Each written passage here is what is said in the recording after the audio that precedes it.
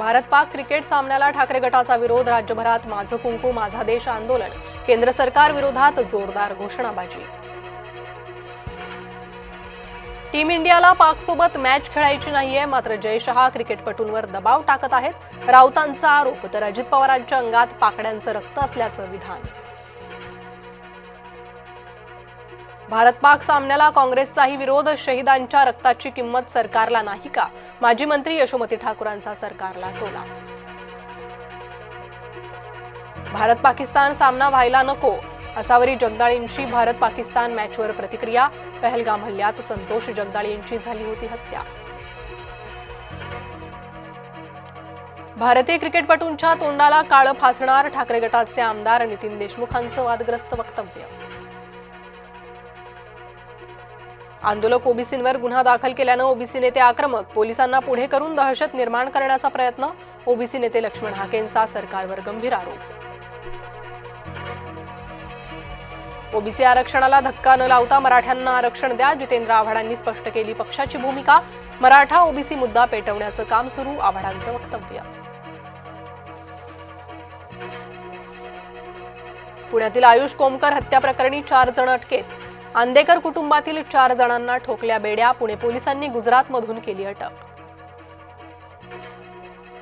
नवी मुंबई विमानतळाला दिबा पाटलांचं नाव द्या, भिवंडी ते नवी मुंबईपर्यंत कार रॅलीचं आयोजन, खासदार सुरेश म्हात्रेंच्या नेतृत्वात रॅली।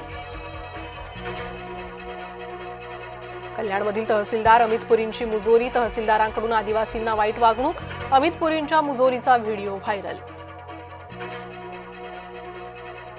हत्या प्रकरणातील आरोपीचा जिल्हा रुग्णालयात शाही पाहुणचार, अहिल्यानगरमधील धक्कादायक प्रकार, गणेश हुच्चे रुग्णालयात मौज मजा करतानाचा व्हिडिओ व्हायरल। नवी मुंबईत हुल्लडबाज तरुणांचे जीवघेणे स्टंट, धावत्या कारमोडच्या खिडकीवर बसून स्टंट, बेलापूरमधील व्हिडिओ व्हायरल। आशिया चषकात भारत-पाक एकमेकांना भिडणार, पहलगाम हल्ल्यानंतर पहिल्यांदाच भारत-पाक क्रिकेट सामना, क्रिकेटप्रेमींपासून विरोधकांसह अनेकांचा सामन्याला विरोध, तर काही ठिकाणी होम हवन। तुळजाभवानी मंदिराच्या दर्शन पासच्या रकमेत वाढ, नवरात्रीत 200 रुपयांचं दर्शन पास 300 रुपयांना, तर 500चा पास आता 1000 रुपयांना मिळणार। भीषण पूरस्थितीमुळे पंजाबमधील जनजीवन विस्कळीत, येवल्यातील मुस्लिम बांधवांचा पूरग्रस्तांसाठी मदतीचा हात, जीवनावश्यक वस्तूंच्या गाड्या येवल्यातून पंजाबकडे रवाना। संभाजीनगर जिल्ह्यात मुसळधार पाऊस, पैठणमध्ये अनेकांच्या घरात पाणी शिरलं, शेतीचंही मोठं नुकसान। हिंगोली जिल्ह्यात ढगफुटी सदृश्य पाऊस, वसमत तालुक्यात अनेक गावांना पावसानं झोडपलं, शेताला तळ्याचं स्वरूप, शेतात 4 फूट पाणी।